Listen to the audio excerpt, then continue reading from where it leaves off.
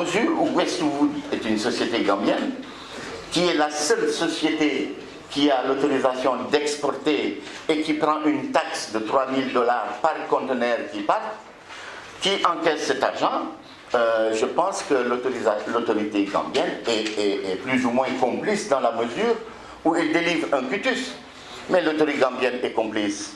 On peut dire que le bois qui traverse la frontière n'a pas de couleur. Moi j'ai une anecdote, une fois on éteignait un feu de brousse dans le mandat douane, et à un moment le chef de village il dit arrêtez-vous, je vais le voir, je dis pourquoi on s'arrête, il dit parce que là on rentre en Gambie. Je dis mais le bois gambien là et le bois sénégalais, quelle est leur différence? En fait, il n'y a pas de différence. Il faut dénoncer les compagnies qui transportent ces conteneurs et qui se contentent d'un certificat d'origine qui est un vrai faux. Parce que cette compagnie Westwood délivre des cutus d'exportation et ce sont des grandes compagnies de navigation connues et qui exportent ces conteneurs-là.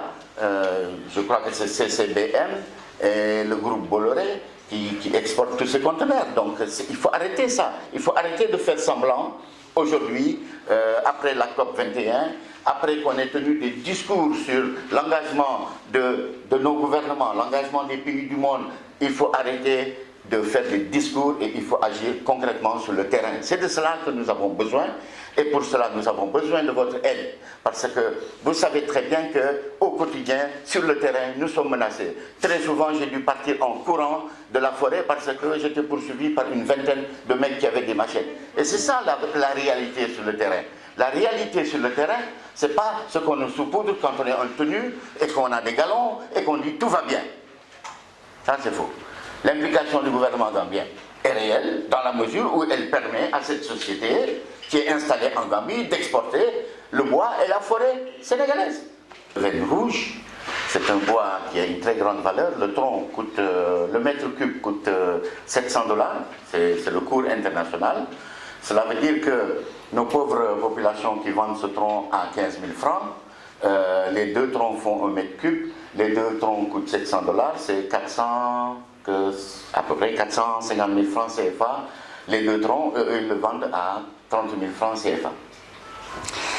Ensuite, ce bois, il est très beau parce que quand même la classe moyenne en Chine, la Chine est en train de se développer. Il y a de plus en plus de gens riches et qui sont assis sur le sang de notre forêt à nous. C'est tout, c'est pas plus compliqué que ça. Hein.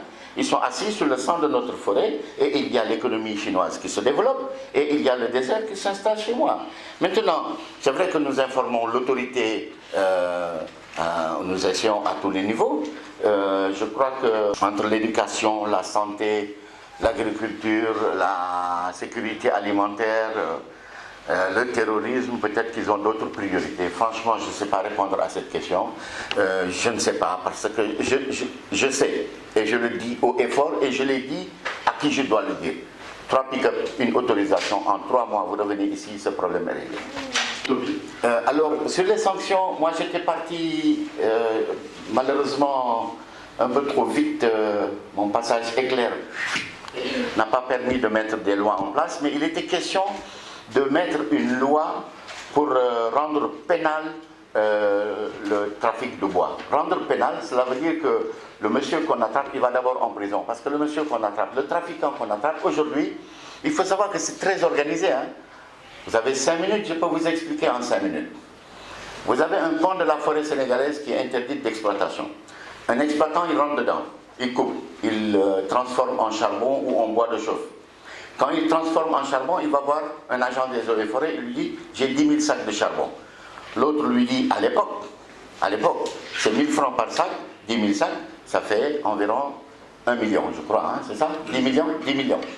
10 millions de francs, lui il arrive à Dakar, il vend le sac à 7-8 000 francs CFA.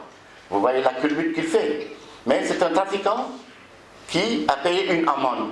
Donc, son produit, il l'a blanchi. En fait, c'est du blanchiment de charbon. L'autre technique, c'est qu'il a une autorisation d'exploiter du bois de chauffe.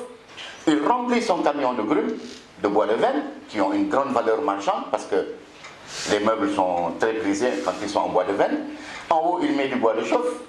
Il passe devant un poste de contrôle des eaux et forêts. Il trouve là-bas un agent ou deux qui n'ont pas les moyens de débarquer ces camions. Donc, ils vérifient qu'il a bien une autorisation pour transporter du bois de chauffe. Sur le toit du camion, c'est du bois de chauffe.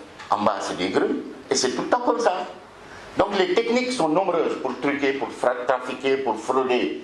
Et vous savez ça, c'est comme ça au quotidien dans nos pays. Hein.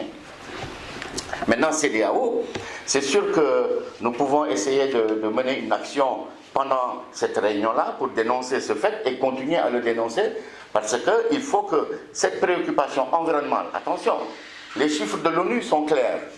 En 2050, c'est 60 millions d'immigrés, de réfugiés climatiques qui vont quitter l'Afrique. 60 millions. Pourquoi? Parce qu'ils n'ont plus accès à la ressource.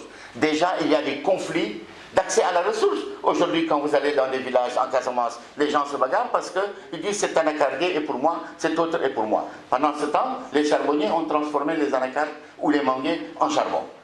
Donc il y a déjà des conflits liés à l'accès à la ressource.